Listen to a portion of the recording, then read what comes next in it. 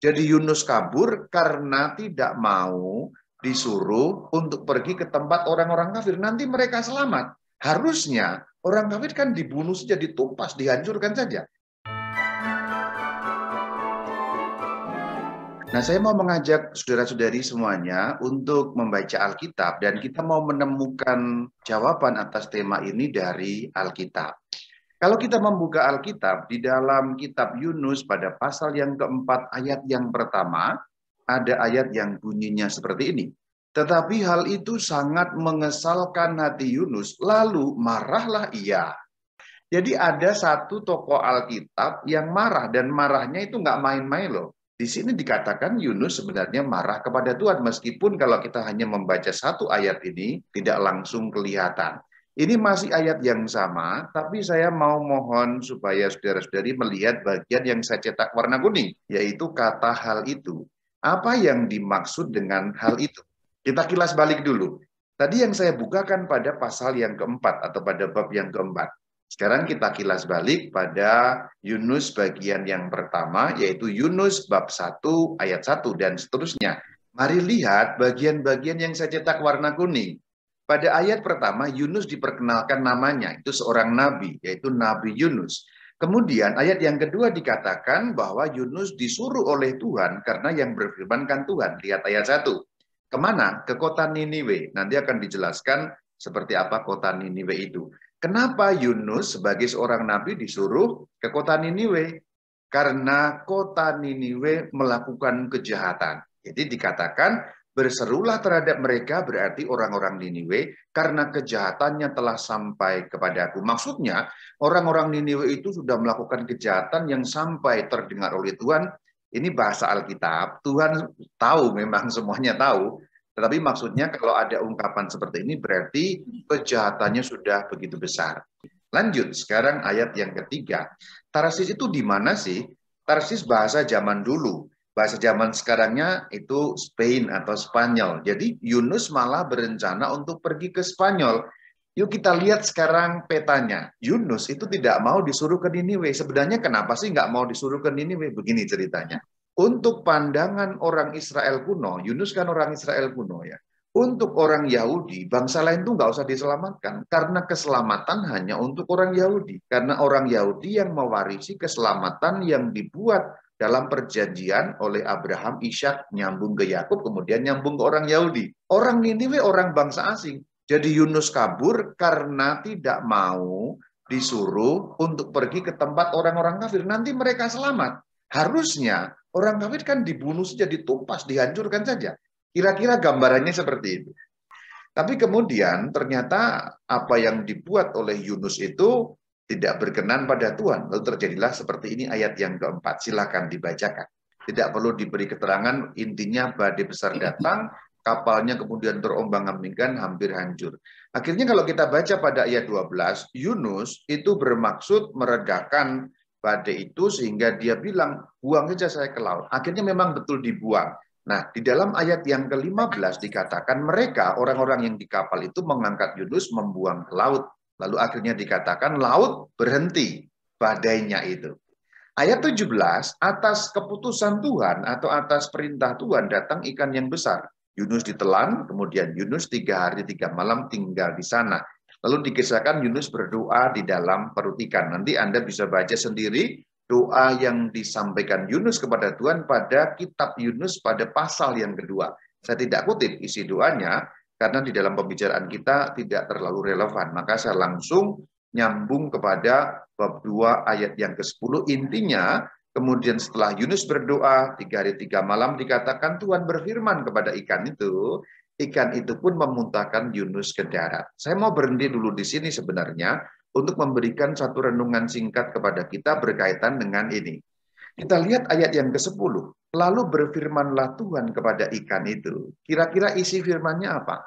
Dan setelah kata dan ada satu tindakan yang dilakukan oleh ikan. Ikan itu pun memuntahkan Yunus ke darat. Berarti firman Tuhan pastilah berkaitan dengan tindakan si ikan ini. Artinya, pasti ada hubungannya dengan memuntahkan Yunus ke darat. Hai ikan, kembalikan Yunus ke darat. Apapun kalimatnya ya kira-kira seperti itulah. Karena kalau dimuntahkan ke tengah laut kan malah mati nanti dia ya. Seperti yang saya beri warna kuning, kata darat itu menjadi penting. Jadi Yunus dikembalikan ke darat. Di sini ikan itu melakukan firman Tuhan. Mari perhatikan ironinya di sini. Di bagian awal tadi, Yunus disuruh oleh Tuhan pergi ke kota Niniwe. Itu Yunus melaksanakan firman Tuhan atau tidak?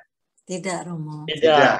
Berarti di bagian awal pada bab pertama, pada pasal yang pertama dari kitab ini dikisahkan seorang manusia. Dan bukan manusia sembarangan karena dia seorang nabi.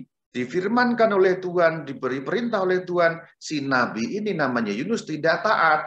Tapi di bagian yang lain di sini, di bagian bab yang kedua, perhatikan.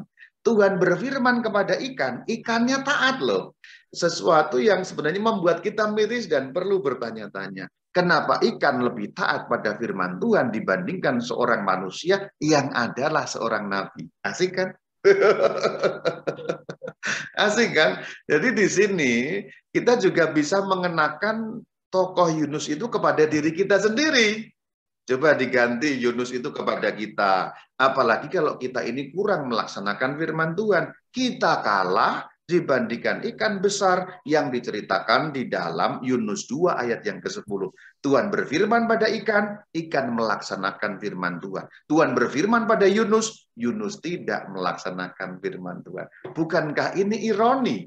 Ikan yang tidak punya akal budi lebih mampu melaksanakan firman Tuhan. Manusia yang dianugerahi akal budi, dianugerahi kehendak bebas, justru tidak mampu atau tidak mau atau tidak melaksanakan firman yang diperintahkan oleh Tuhan. Dan bagian ini membuat drama babak pertama selesai. Ini sebenarnya kan restart. Ini kembali ke awal sebenarnya. Nah sekarang dikembalikan ke darat lagi. Renungan yang kedua.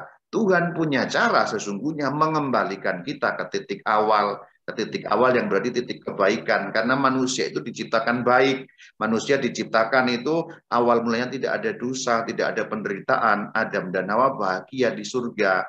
Jadi Tuhan punya kemampuan dengan berbagai macam cara untuk mengembalikan ke titik awal.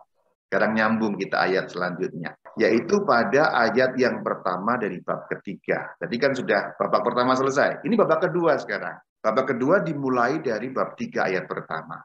Ini firmannya yang disampaikan di Yunus bab 3 ayat 2 ini sama nggak dengan yang disampaikan di awal sekali tadi? Sama ya. Maka saya menggarisbawahi atau memberi warna lain kata kedua kalinya.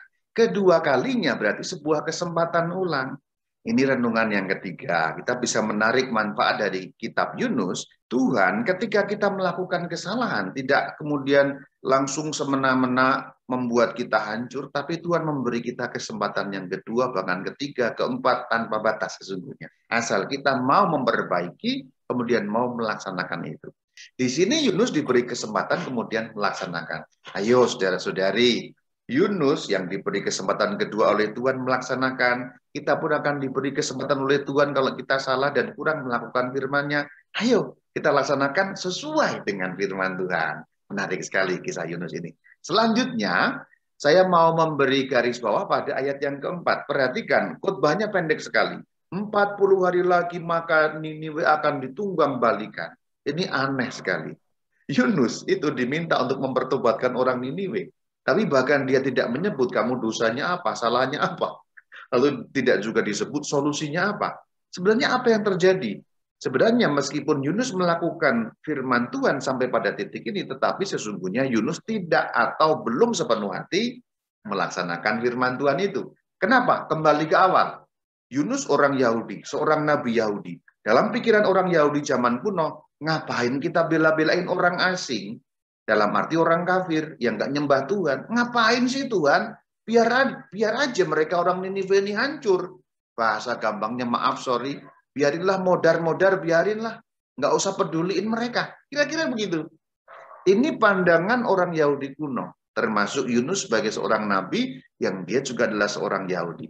Nah itu konteks namanya. Konteks itu kalau kita pahami nanti kemudian kita tahu kenapa Yunus marah. Kenapa nggak dihukum? Matikan saja. Kira-kira begitulah bunyi pikiran Yunus. Tetapi ternyata begitu kita membaca pada ayat yang ke-10, pada bab yang ketiga, dikatakan Tuhan tidak jadi melakukannya. Melakukan apa? Melakukan penghukuman kepada orang-orang Niniwe. Ya, selamat dia. Maka inilah yang dimaksudkan hal itu tadi. Jadi hal itu yang dimaksudkan dalam ayat 4 tadi adalah Yunus 3 ayat 10. Kenapa orang-orang kafir yang sudah kafir, jahat lagi, kenapa enggak dimodarin aja sih Tuhan? Kenapa Tuhan terlalu baik sih? Ngapain sih? Bela-belain apa? Aku marah. Itu yang membuat Yunus marah. Tuhan kenapa terlalu baik? Kenapa kamu mengampuni si Tuhan? Itu marahnya Yunus. Kan mereka itu harusnya dihancurkan gitu loh. Kebaikan Tuhan itu menjadi kejahatan untuk Yunus, tanda petik. Selanjutnya pelajaran atas marah. Ini kan ceritanya Yunus sudah marah nih. Tuh apa gue bilang. Ini kalau mau dikalimatkan bahasa sekarang begitu. Ayat 2 ini. Makanya dulu gue pengen ketarsis. Kalau dia ketarsis, orang ini pasti hancur. Asik hancur. Modar lu, kira-kira begitu. Nah, kita akan menelusuri pada bab yang keempat. Kita lihat Yunus 4 ayat 4. Tetapi firman Tuhan, firmannya apa? Layakkah engkau marah? Tetapi asiknya adalah diceritakan Tuhan tidak gantian marah. Tidak ada indikasi yang menyatakan Tuhan marah, Tuhan murka. Enggak ada. Kita akan lihat sebentar lagi bagaimana Tuhan mendidik dan mengarahkan kemarahan Yunus itu supaya kemarahannya itu juga dapat menjadi bahan refleksi bagi Yunus. Refleksi berarti renungan. Renungan untuk apa? Untuk lebih maju lagi dalam hubungan dengan Tuhan, dalam imannya. Jadi Tuhan menggunakan momen kemarahan Yunus justru untuk menuntun Yunus pada pengertian yang lebih mendalam. Lalu Tuhan mendidik Yunus, kita lihat. Di dalam ayat 5 dikatakan Yunus keluar kota Niniwe. Sebenarnya di sini Yunus masih mengharapkan orang Niniwe ditunggang balikan. Maka dia marahnya masih berkelanjutan, cemberut aja mukanya, manyun gitu. Manyun kok kepada Tuhan. Ini seorang nabi manyun kepada Tuhan. Ini keren banget. Jadi boleh nggak sih kita marah? Nabi aja marah loh. Masa kita orang biasa yang kemungkinan besar imannya mungkin di bawah nabi, nggak boleh. Boleh-boleh aja kan? Tapi yang jauh lebih penting daripada soal boleh marah atau enggak adalah mendengarkan didikan Tuhan ketika kita dikuasai kemarahan kepada Tuhan. Itu bagian paling penting dari yang mau saya ceritakan melalui kisah Yunus ini yang sebagai cara kita bercermin pada Alkitab sendiri. Dilanjutkan lagi. Ayat 6, bagus ya. Lalu atas penentuan Tuhan Allah, tumbuhlah sebatang pohon jarak melampaui kepala Yunus untuk menaunginya, agar ia terhibur daripada kekesalan hatinya. Ini bagus kan? Apa yang saya katakan terkait dengan ayat 4 tadi itu mendapat dukungan pada ayat yang ke-6 ya. Tadi kan saya mengatakan di ayat 4 Tuhan tidak marah. Tuhan tidak membalas kemarahan Yunus dengan kemarahan. Terbukti, ini ada dukungan pada ayat selanjutnya, pada ayat yang ke-6 yang tadi kita sudah baca. Dikatakan, agar ianya Yunus terhibur dari kekesalan hatinya. Jadi Tuhan itu menghibur tempat-tempat yang panas kan, daerah Timur Tengah itu. Sehingga kalau ada pohon pasti lebih sejuk, senang. Lalu ternyata benar. Dikatakan kalimat selanjutnya, Yunus sangat bersuka cita. Yunus sudah senang hatinya, udah senang nih di sini. Tapi yang tidak disangka-sangka adalah Tuhan menggunakan pohon jarak tadi selain untuk menghibur Yunus, itu fungsi yang pertama betul, Yunus terhibur, hatinya menjadi happy, sukacita kan. Tapi ada yang fungsi yang lebih penting daripada itu. Tuhan selain menghibur dengan pohon itu, Tuhan menggunakan pohon jarak itu untuk mendidik Yunus. Jadi kalau umatnya marah, sebenarnya Tuhan membimbing untuk menemukan makna atas kemarahan itu. Membimbing untuk menemukan sesuatu yang berharga, renungan supaya meningkat imannya. Kita lihat sekarang. Tapi kemudian nanti itu mati. Lihat ayat 7. Dikatakan atas penentuan Allah datanglah seekor ulat. Asoy kan. Menggerek pohon jarak itu layu. Jadi ulet. Diserbu ulet, padahal cuma satu, tapi kita tahu ulet memang makannya banyak. Tapi pendek kata intinya layu. Setelah itu dikatakan matahari terbit, panas banget, sinar matahari menyakiti kepala Yunus. Yunus ngambek lagi, rebalah ia lesu berharap supaya mati. Artinya sudah marah lagi posisinya. Lihat nih mukanya udah Yang tidak disangka-sangka adalah Tuhan mengajar di sini ayat 9. Tetapi berfirmanlah Allah kepada Yunus, diulang lagi pertanyaan di bagian awal, layakkah engkau marah, itu diulang, tetapi ini kemudian diberi makna pendidikan dari Tuhan.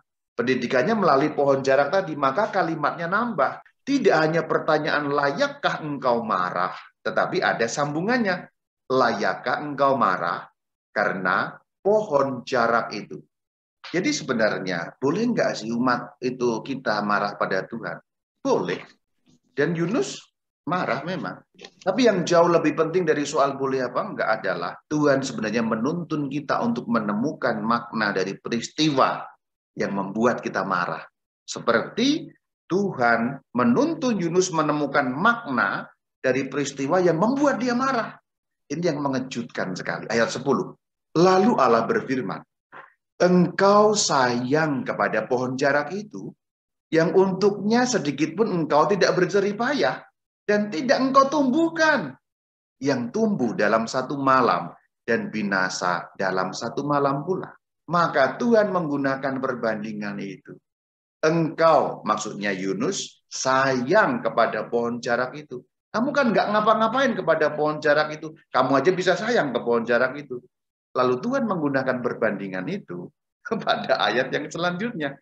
Bagaimana tidak aku akan sayang kepada Niniwe, kota yang besar itu, yang berpenduduk lebih dari 120.000 orang, yang semuanya tak tahu membedakan tangan kanan dari tangan kiri, dengan ternaknya yang banyak.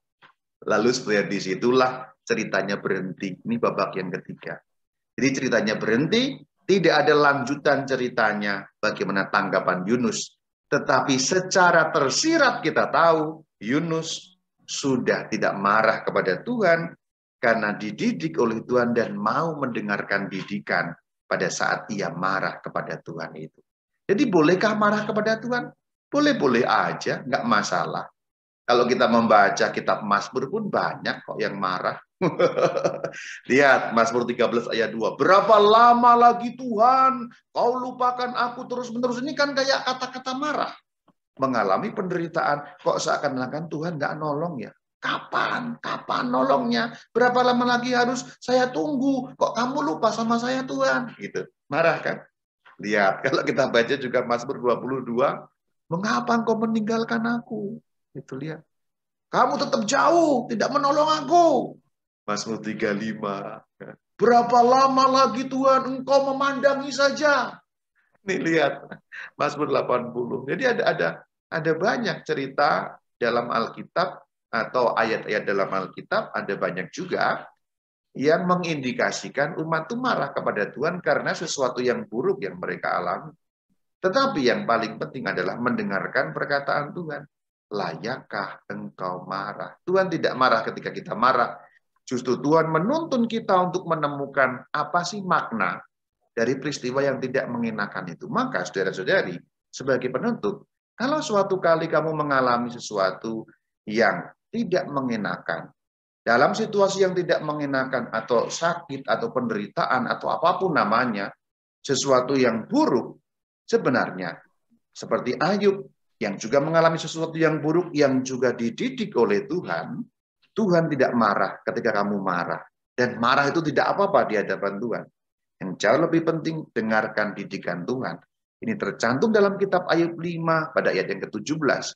Berbahagialah manusia yang ditegur Allah, sebab itu janganlah engkau menolak didikan yang maha kuasa. Ini malah boleh nggak? Boleh.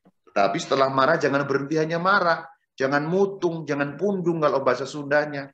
Tapi dengarkan Tuhan mau bilang apa. Karena dalam situasi yang tidak mengenakan itu, sehingga membuat engkau marah, ada didikan Tuhan.